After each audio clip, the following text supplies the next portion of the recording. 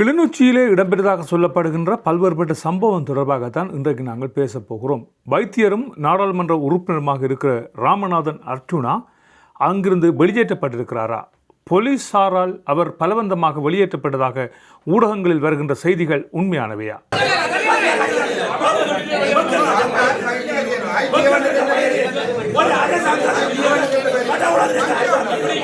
உண்மையில் அங்கு என்னதான் இடம்பெற்றது?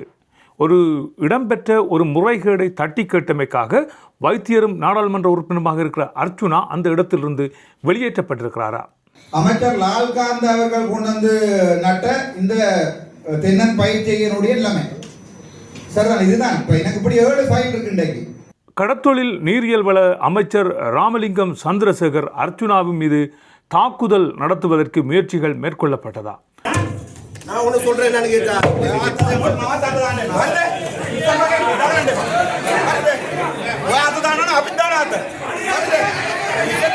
அர்ச்சுனா அங்கிருந்து போலீஸ் தரப்பால் வெளியேற்றப்பட்டாரா? அதிகாரிகள் மீது அர்ச்சுனா சுமத்துகின்ற குற்றங்கள் உண்மையானவையா? இந்த தென்னை பயிற்சிகை நடுகை காணிக்கு 5 ஏக்கருக்கு நீர் இலவசமாக வழங்கப்பட்டுள்ளதுடன் அந்த தென்னங்காணிக்கு நீர் விநியோகிப்பதற்காக 17ஆம் வாய்க்கால் நீர் சீராக்கியும் வாய்க்காலும் பாரிய அரசு நிதியை பயன்படுத்தி புனரமைப்பு செய்து இலவசமாக நீர் வழங்கி இறுதியில் இந்நீரானது தென்னங்கன்றுகள் நாட்டப்பட்ட பயனாளி குறித்த காணியில் வசிக்காதமையாலும் சீராக தென்னங்கன்றுகளுக்கு நீரை வழங்காத காரணத்தாலும் நீர் வெள்ளமாக காணியூடாக பாய்ந்து ஆற்று கழிவு வாய்க்கால் விழுந்து மீன்விரியமாக உள்ளதுடன் இந்த குற்றங்களுக்கு அதிகாரிகள் அளித்திருக்கின்ற பதில் என்னவாக இருக்கிறது? தனியே ஒரு விழாவை வைத்துவிட்டு ஒரு பெரும் பணம் இங்கே மோசடி செய்யப்பட்டிருப்பதாக அர்ச்சுனாவுக்கு வந்திருக்கின்ற புகார் தெரிவிக்கப்பட்டிருக்கிறது. அதுக்கு ஒரு ஃபங்க்ஷன் வெச்சதான் நாங்க இதுல ஒரு சென்ஸ் கூட அப்ப அந்த ஃபங்க்ஷன் வைக்கிற செலவு எல்லாம் வேற வந்து ஃபங்க்ஷன் எல்லாம் அமைப்பாலாம் செய்தது நாங்க செய்யல. எந்த அமைப்பு செய்தது? ஃபங்க்ஷன் னு சொல்லி சொன்னா நானே பண்றேன். அப்ப ஒரு அமைச்சர் பார ஃபங்க்ஷனை நீங்கள் அமைப்பு ஃப்ரீயா தந்ததெல்லாம் சொல்ல கூடாது. சரிதான். எனக்கு கேள்வி, அந்த அவ்வளவு தென்னம்புள்ள கண்டுகளுக்குரிய காசுக்கு பொறுப்பெடுக்கிறதா? அந்த அவ்வளவு அமைப்பு அந்த இந்த ஆர்ப்பாட்டம் என்னென்றால் இந்த விஷயங்கள் அங்கிருக்கிற லால்காந்த் அமைச்சருக்கு தெரியாது. அவற்றின் அடிப்படையில் விசாரணைகள் மேற்கொள்ளப்படுமா? இவைதான் இன்றைய காணொலியாக இருக்க போகிறது. வாருங்கள் காணொலிக்குள்ளே செல்லலாம்.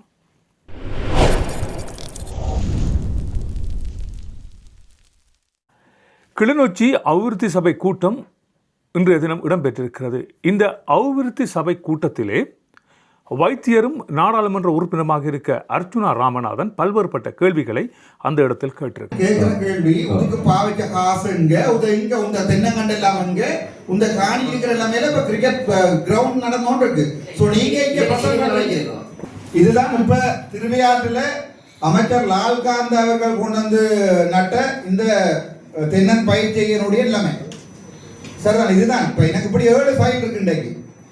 இதுதான் இப்ப இருக்கலாம். இந்த 2வது படம் காட்டுற அமைச்சர் கொஞ்சம் என்ன கலக்க விடுமா? இந்த தென்னங்கண்டுகள் கணக்கு தெரியுதா? இதான் இது சம்பந்தமா 1 வீக்ல நான் ஒரு ரிப்போர்ட் 1 வீக்ல வேண்டாம். இங்க போறோம். நீங்க போய் என்ன தென்னங்கண்டு அந்த இடத்துல எத்தனை மில்லியன் செலவழிச்சிருக்கீங்க நீங்கள்? இவ்வளவுக்கும் பசரம் என்ன ஜோக்கண்டா அமைச்சர் தொடங்கினதா அமைச்சர் லால்காந்த் இல்ல இப்ப நாங்க என்ன சொன்னா இப்ப தொடங்கி கொண்டிருக்கிறதே நாங்க கண்டாவள பூனேரி மெட்டதுதான் போயிருக்கிறோம். நீங்க லால்காந்த் அமைச்சு வந்த விஷயத்தை நீங்க வாசிக்கும் போறோம். நீங்கள் மேற்படி முகவரியில் வாசிக்கும் ஆனா செந்தூரனாகிய தங்களின் மேன்மை மிகு கவனத்துக்கு அறிய தரும்படி இனக்களி இருக்கு. கடந்த ஆண்டு கௌரவ அமைச்சர் லால்காந்த் அவர்களால் தென்னை பயிற்சிகை மற்றும் கச்சான் பயிற்சிகை திருவிழாட்டு பகுதியில் வாசிக்க விடுங்க. ஏன் நீங்க அவசரப்படுறீங்க? உப உணவு திட்டத்துக்கு அரசால் வழங்கப்பட்ட பிரதேசத்தில் வார்பார்த்த பயிராக தென்னம்பிள்ளை நாட்டிற்கு கனகச்சிதமாக அமைச்சர் அழைத்து அமைச்சர் முன்னிலையில் ஊழல் புரிந்துள்ளனர். இங்கு கவனிக்க வேண்டிய விடயஞ்சாலில் இப்பிரதேசமானது படித்த வாலிபர் திட்டத்தில் தலா 3 ஏக்கர் நிலம் ஒவ்வொருவருக்கும் வழங்கப்பட்டது. அதாவது 1 ஏக்கர் குடியிருப்பு, 1 ஏக்கர் விலங்கு வேளாண்மை, 1 ஏக்கர் மரக்கறி பயிற்சிகள். ஆனால் இங்கு அமைச்சர் லால்காந்தவினால் தென்னை 5 ஏக்கரில் நாட்டப்பட்டு இன்று அவை அனைத்தும் அழிவடைந்து சிறுவர்கள் விளையாடும் துடுப்பாட்ட மைதானமாக உபயோகிக்கப்படுகிறது. மேலும் 5 ஏக்கர் காணியில் 2 ஏக்கர் காணி ஒதுக்குப்புற காணிகளாக இப்ப அரசியலும் ஊழல் இடம்பெற்றுள்ள இந்த விடயத்தினை இதன் மூலம் உறுதிப்படுத்திக் கொள்ளலாம். ஒரு கடிதத்தை வாசி விடுங்க. ஏன் நீங்க அவசரப்படுறீங்க? மேலும் அந்த கடிதம் வந்து உங்களுக்குலாம் இருக்கிற சைன் பண்ணி மொட்டை கடிதம் இல்லையா? சைன் தான் தந்திருக்கீங்க. மேலும் ஊழலுக்காக ஆற்றின் ஒதுக்குப்புற காணியை கரச்சி பிரதேச செயலாளர் தென்னை நடுகை என்ற போர்வையில் அதற்கும் அனுமதி பத்திரம் தயாரிக்கும் நடவடிக்கைகளாக செயற்கையாக வெள்ள பாதிப்புகளை உருவாக்கும் நோக்கமே ஒரு தனிநபர் 2 ஏக்கர் ரை ஆற்று காணியை வாசிக்கிறேன் கேளுங்க. நான் போய் பார்த்துட்டு தான் வந்தேன். கையகப்படுத்த அது தென்னை நடுகை செய்ய அனுமதித்தில்லை. மேலும் உப உணவு திட்டத்துக்கு தலா 1 ஏக்கருக்கு நீர் வழங்க வேண்டிய நீர்ப்பாசன திணைக்களம் இந்த தென்னை பயிற்சிகை நடுகை காணிக்கு 5 ஏக்கருக்கு நீர் இலவசமாக வழங்கப்பட்டுள்ளதுடன் அந்த தென்னங்காணிக்கு நீர் விநியோகிப்பதற்காக 17ஆம் வாய்க்கால் நீர் சீராக்கியும் வாய்க்காலும் பாரிய அரசு நிதியை பயன்படுத்தி புனரமைப்பு செய்து இலவசமாக நீர் வழங்கி இறுதியில் இந்நீரானது தென்னங்கன்றுகள் நாட்டப்பட்ட பயனாளி குறித்த காணியில் வசிக்காதமையாலும் சீராக தென்னங்கன்றுகளுக்கு நீரை வழங்காத காரணத்தாலும் நீர் வெள்ளமாக காணியூடாக பாய்ந்து ரை ஆற்று கழி வாய்க்கால் விழுந்து மீன்விரியமாக உள்ளதுடன் போதிய கண்காணிப்பு பராமரிப்பின்மையால் அமைச்சரால் வழங்கப்பட்ட தென்னங்கன்றுகளும் இறந்துவிட்டது. தற்போது இறந்த தென்னங்கன்றுகளுக்கு அரச பசலையும் விநியோகிக்கப்பட்டு மோசடி பெற்றுள்ளது. இங்கு விவசாய திணைக்களம் வடமான தென்னச்செய்கையும் கச்சாஞ்செய்கையும் என்று கூறி பாரிய அரச உர மோசடி செய்துள்ளனர். இறுதியில் இந்த புதிய அரசிடம் மிக நுட்பமான முறையில் அரச நிதியினை கமல் அபிவிருத்தி பிரதி ஆணையாளர் மோசடி செய்துள்ளார்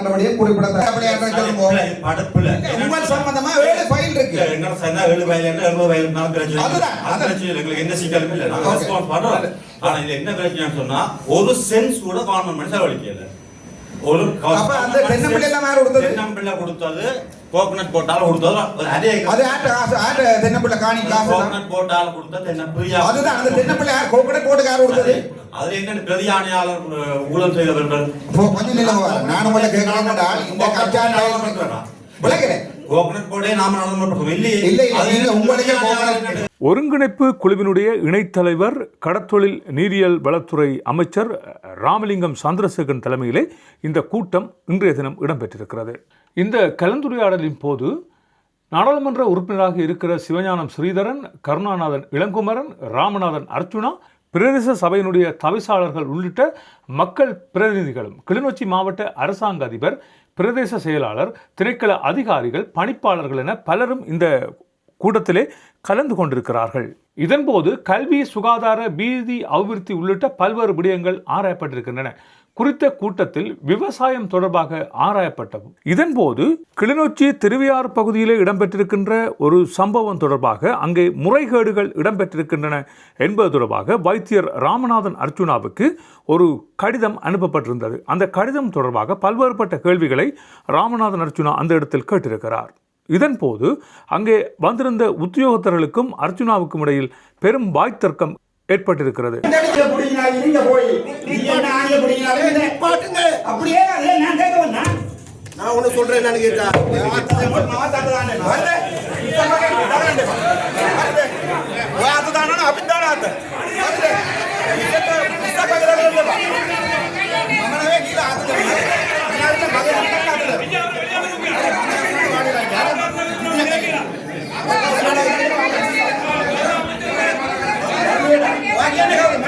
இப்படித்தான் இருக்கிறது அந்த பிரச்சனை. பாருங்கள், இவ்வாறு அந்த பிரச்சனை இடம்பெற்றிருக்கிறது. அதே வேளையிலே ராமநாதன் அர்ச்சுனா நாடாளுமன்ற உறுப்பினரை கடத்தொழில் நீரியல் வளத்துறை அமைச்சரோடு நிற்கின்ற ஒருவர் அவரை தாக்குவதற்கு முயற்சிகள் மேற்கொண்டிருக்கிறார் என்று ராமநாதன் அர்ச்சுனா தரப்பால் தெரிவிக்கப்பட்டிருக்கிறது. எனவே ஒரு பாராளுமன்ற உறுப்பினர் மீது இவ்வாறு தாக்குதல் மேற்கொள்ள முயற்சிகள் எடுக்கப்படுவது ஏற்றுக்கொள்ளக்கூடிய ஒரு விடயமாக இருக்கிறதா என்பது இப்பொழுது விமர்சனங்களாக எழுந்திருக்கின்றன. நானும் இந்த தளத்திலே ராமநாதன் அர்ச்சுனாவை வைத்தியர் ராமநாதன் அர்ச்சுனாவை விமர்சித்திருக்கின்றோம். அவர் தவறு செய்கின்ற வழியில் தவறு என்று சுட்டிக்காட்டுகின்ற நாங்கள் அவர் எடுக்கின்ற நல்ல முயற்சிகளுக்கு நாங்களும் கரம் கொடுக்க வேண்டும். இவ்வாறு ராமநாதன் அர்ச்சுனா கேட்ட கேள்விகளில் ஏதாவது பிழை இருக்குமாக இருந்தால் அவற்றை அரசாங்க அதிகாரிகள் தகுந்த ஆதாரத்தோடு அங்கே நிரூபித்திருக்க வேண்டும். உங்களிடம் அந்த காணிகள் வழங்கப்பட்டிருக்கின்றன, மக்கள் அங்கே தென்னைகள் செய்திருக்கிறார்கள், அவற்றுக்கு மானிய அடிப்படையிலே உரம் இன்றும் வழங்கப்பட்டு கொண்டிருக்கிறது. அப்படியானால் இந்த உரங்கள் யாருக்கு வழங்கப்பட்டு கொண்டிருக்கின்றன? எதற்காக இந்த உரம் வழங்கப்பட்டு கொண்டிருக்கிறது? அப்படியானால் இது ஒரு முறைகேடு இல்லையா? இந்த தென்னை வழங்கப்பட்டிருக்கின்ற அந்த இடத்தில் எவ்வாறு சிறுவர்கள் உதைபந்தாட்டம் ஆடுகிறார்கள்? அந்த வழங்கப்பட்ட அந்த தென்னைகள் யாருடைய நிதியிலிருந்து வழங்கப்பட்டிருக்கின்றன? அந்த தென்னங்கன்றுகள் வழங்கப்பட்ட அந்த வைபவ் மட்டும் பெருவெடுப்பிலே எடுத்து விழாவாக எடுத்து அமைச்சர் தென்னிலங்கிலிருந்து அமைச்சர் லால்காந்தா அங்கே வந்து அந்த தென்னையை நடுகை செய்திருக்கிறார். அப்படியானால் அந்த தென்னைகள் ஏன் அழிய விடப்பட்டிருக்கின்றன? இத்தனை 1000 தென்னைகளும் வழங்கப்பட்டிருக்கிறது என்றால் வழங்கப்பட்ட அந்த தென்னைகளுக்குரிய நிதிக்கு என்ன இடம்பெற்றது? ஏன் இவை அழிந்து போயிருக்கின்றன என்பது தொடர்பாகத்தான் இன்றைய ஊடகத்திலே கேள்விகள் கேட்க நான் ஆசைப்படுகிறேன். இவை தொடர்பான சரியான பதில்கள் வரும் என்றே நான் எதிர்பார்க்கிறேன். நல்ல உறவுகளே, மற்றும் ஒரு காணொலியில் சந்திக்கலாம். நன்றி, வணக்கம். என்ன இடம்பெற்றிருக்கிறது என்று சொன்னால் அங்கே இடம்பெற்ற சம்பவங்களை பார்க்கின்ற வேளையில் ஒரு அரசாங்க அமைச்சர் ஒருவரால் மிக பிரமாண்டமான ஒரு விழா எடுக்கப்பட்டு தென்னை பயிர்ச்செய்கை என்னும் பேரில் பல்வேறுபட்ட விடயங்கள் அங்கு இடம்பெற்றிருக்கின்றன. வைத்தியர் ராமநாதன் அர்ச்சுனா அவற்றை சுட்டி காட்டியிருக்கிறார். ஆனால் அங்கே என்ன இடம்பெற்றிருக்கிறது என்று சொன்னால் ஒரு விழா ஒன்றே எடுக்கப்பட்டிருப்பதாகவும் தம்மால் அந்த விழா ஒழுங்குபடுத்தப்பட்டிருப்பதாகவும் ஆனால் அங்கே தென்னைகள் வழங்கப்படவில்லை என்பது போன்றும் தெரிவிக்கப்பட்டிருக்கிறது. ஆனால் அங்கே தென்னைகள் வழங்கப்பட்டதற்கான பணம் வழங்கப்பட்டிருக்கிறது. அந்த தென்னை பயிர்ச்செய்கைகள் அழிவடைந்திருக்கின்றன. அழிவடைந்த அந்த தென்னைகளுக்கு இன்று வரைக்கும் அதற்குரிய உரங்கள் வழங்கப்பட்டு கொண்டிருப்பதாக தெரிவிக்கப்பட்டிருக்கிறது. உரத்துக்குரிய மானியம் வழங்கப்பட்டு கொண்டிருப்பதாக தெரிவிக்கப்பட்டது. எனவே இதிலே பாரிய ஊழல் ஒன்று இடம்பெற்றிருப்பது கண்டுபிடிக்கப்பட்டிருக்கிறது. இந்த ஊழலை சுட்டிக்காட்டி அந்த பிரதேசத்தில் வசிக்கின்ற ஒருவர் ராமநாதன் அர்ச்சுனாவுக்கு ஒரு கடிதத்தை அனுப்பியிருக்கிறார். அந்த கடிதத்திலே தென்னை பயிர் செய்யப்பட்டதாக சொல்லப்படுகின்ற இடத்திலே இப்பொழுது சிறுவர்கள் உதைபந்தாட்டம் ஆடிக்கொண்டிருக்கிறார்கள் என்றும் அந்த உதைபந்தாட்டம் ஆடுகின்ற இடத்தினுடைய புகைப்படங்களும் ராமநாதன் அர்ச்சுனாவுக்கு அனுப்பி வைக்கப்பட்டிருக்கின்றன. அந்த உதைபந்தாட்டம் ஆடுகின்ற தரிசு நிலத்துக்குத்தான் மானியங்கள் வழங்கப்பட்டு கொண்டிருக்கின்றன. எனவே இவை அரசாங்கத்தால் முற்றுமுழுதாக ஒரு விழா எடுத்து கொண்டாடப்பட்ட ஒரு நிகழ்வாக இருக்கிறது. ஆனால் அங்கே எந்த விதமான ஒரு செய்கையும் இடம்பெறவில்லை என்று அர்ச்சுனா ராமநாதன் சுட்டிக்காட்டியிருக்கிறார். ஒரு நாடாளுமன்ற உறுப்பினர் இவ்வாறு சுட்டிக்காட்டுகின்ற வேளையில் கடத்தொழில் நீரியவளத்துறை அமைச்சர் ராமநாதன் அர்ச்சுனா மீது பாய்ந்து அவர் மீது கை வைப்பதற்கு முயற்சிகள் மேற்கொண்டிருக்கிறார் போல் தெரிகிறது. காணொலிகளை பார்க்கின்ற வேளையில் எல்லாம் திட்ட தெளிவாக தெரிகிறது. எனவே ஒரு நாடாளுமன்ற உறுப்பினர் இன்னொரு நாடாளுமன்ற உறுப்பினர் மீது இவ்வாறான செயற்பாடுகளை மேற்கொள்ள முடியுமா என்பதுதான் இப்பொழுது விமர்சனமாக இருக்கிறது. அர்ச்சுனா மீது பல்வேறுபட்ட விமர்சனங்கள் இருக்கலாம். அர்ச்சுனா முன்னர் இடம்பெற்ற பல்வேறுபட்ட கூட்டங்களிலே குழப்பங்களை ஏற்படுத்தி இருக்கலாம். ஆனால் இந்த இடத்தில் அர்ச்சுனா கேட்ட கேள்விகளுக்கு சரியான பதில் இவர்களால் வழங்கப்படவில்லை. இந்த பதில்களை வழங்குவதற்கு அங்கிருக்கின்ற அரசாங்க அதிகாரிகளால் முயற்சிகள் மேற்கொள்ளப்படவில்லை. சரியான பதில் வழங்க அரசாங்க அதிகாரிகளால் முடியவில்லை. ஒரு அதிகாரி சொல்கிறார், நாம் அதற்குரிய விழாவை மட்டுமே செய்தோம் என்று சொல்லி எந்த விதமான ஒரு அதாவது இது எப்படி இருக்கிறது என்று சொன்னால் முன்னர் பல்வேறுபட்ட விடயங்கள் சொல்லப்படும். அதாவது ஒரு விழா மட்டுமே சிறப்புற இடம்பெற்று அது ஊடகங்களுக்கு காட்டப்பட்டிருக்கிறது. அப்படியானால் அங்கு தென்னைகள் வழங்கப்படவில்லையா? தென்னைகள் வழங்கப்பட்டதாக சொல்லப்படுகின்ற அந்த நிலங்கள் யாருக்கு சொந்தமானவை? அது தவிர டித்வா புயலின் போது பல்வேறுபட்ட முறைகேடுகள் இடம்பெற்றிருப்பதாக சொல்லப்பட்டிருக்கிறது.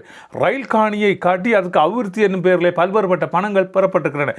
எனவே இந்த கிளிநொச்சி பிரதேச சபையில் இடம்பெற்றதாக சொல்லப்படுகின்ற இந்த விடயம் தொடர்பாக பல்வேறுபட்ட பிரச்சனைகள் இப்பொழுது எழுந்திருக்கின்றன. ஒரு சில காணொலிகளை உங்களுக்கு இணைத்து விடுகிறேன், பார்த்து விட்டு வாருங்கள்.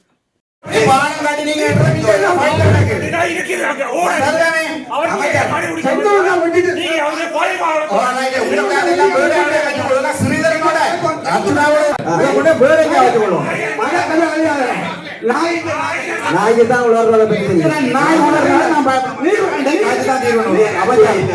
அமைச்சர் கூட்டத்தை சிவகுலர் பண்ணி நடத்தோட மாட்டா நீங்க சிவகுலர்ல